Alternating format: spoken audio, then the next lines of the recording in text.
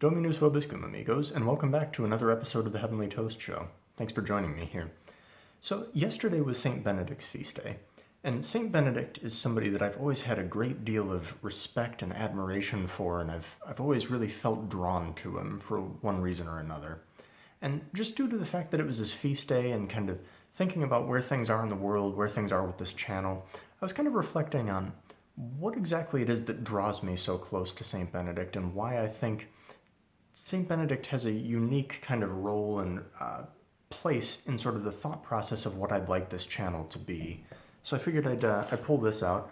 This is a framed picture that I bought of St. Benedict while I was in Las Vegas at one point. So I purchased this and then proceeded to walk around the Las Vegas Strip with it for about 4 hours, just having it hang out because that's the kind of stuff that I do, apparently. But when I look at St. Benedict, for those of you that don't know, he was a saint in Italy in late 400s to mid 500s. So we're talking about pretty early on here and very close to the fall of the Roman Empire. So pretty much right after he was born, you see the Roman Empire fall, a lot of barbarian invasions happening, and really society and civilization as it was known in the West was kind of crumbling all over the place. So what Benedict did is he went out into a cave for several years just by himself as a hermit, working on the spiritual life and communing with God in prayer while he was out in a cave by himself. And eventually people came to him and asked him to start monasteries, to be their abbot. An abbot is a leader of monks in a monastery. And just over the course of the time, his group of monks would go on to preserve the classic documents of antiquity, what we would consider kind of classics nowadays, Seneca and Cicero and a lot of the Roman and Greek orators and writers and thinkers. In a way, when we look at St. Benedict and the way that his monks acted, they kind of saved Western civilization in a certain sense, at a time where everything was dark and everything was crumbling everywhere. His monks really were a shining beacon among all of that.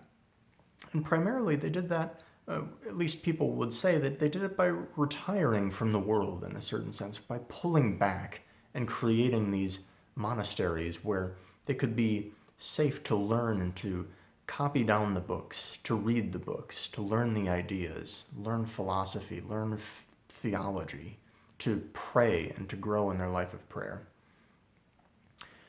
When I look at the Benedictine order, the thing that really stands out most to me is simplicity. And I know that you might sit there and think, well, simplicity, they have these beautiful abbeys, they have these, wonderful grounds, they chant these beautiful chants in prayer.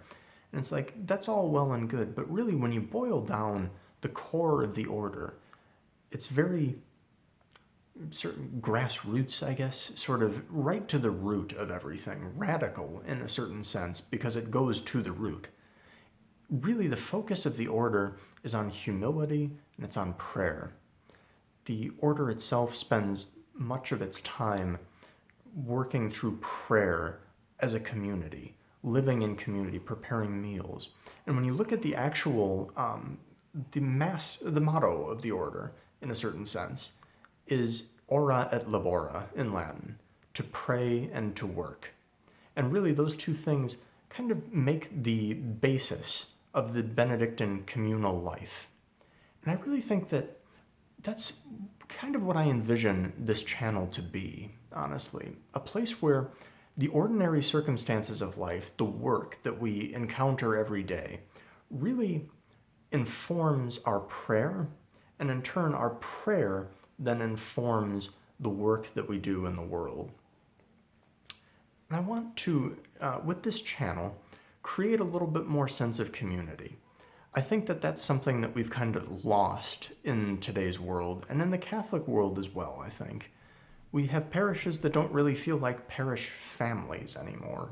You have things that feel more like clubs that we might go to, or, oh, we just go to church and wherever's most convenient or anything. We don't really have those familial community ties. And it's the same with secular society as well. I think that we lack that certain sense of community in a lot of our neighborhoods or in a lot of our cities. A lot of times we might not even necessarily know what's happening across the street from us. We might not even know what that person's name is.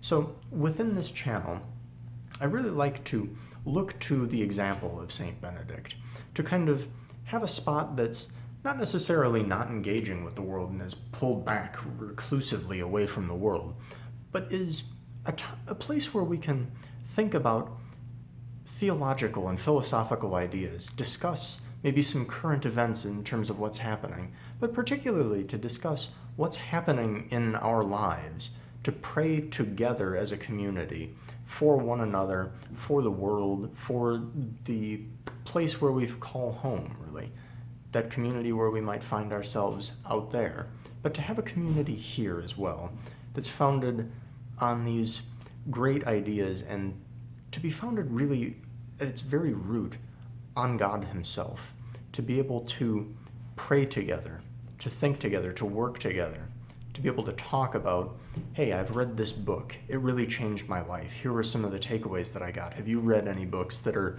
great, that you thought might change your life and might have a positive impact in mine?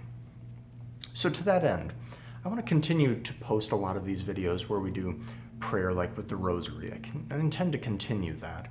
But I want to also do maybe some live streams where I'm very much into doing artwork and do drawing and painting and so forth like that. To be able to do live streams with that, where we talk, with some friends maybe, talk about different issues of the day, different topics, either theological or maybe not so theological as well. But to be able to do that, to do a couple more series of different topics of interest, talks about the virtues, about the fruits of the rosary, about prayer, about book reviews of what we might like to see. But really, in all of that, to have our prayer inform our daily work and to have our daily work inform our prayer together, to post things and come together as a community, particularly in this time above all where things are feeling all the more disparate, all the more dispersed, all the more separated by vast distances and even by short distances and just social distancing. So really I want to offer that up and ask for your prayers as I continue forth with this channel and as we move forward with this channel as well. I really want to make this so that it's really a part of all of our lives and that we can really come together and derive a lot of benefit from it. So until next time, please be assured of my prayers for you. Please pray for me and for my family as well, just as we go through this time as well. I'm sure that it's difficult for you, it's difficult for us as well. So I ask for those prayers. Be assured of my continued prayers for you. And until next time, stay in the state of grace. God bless, friends.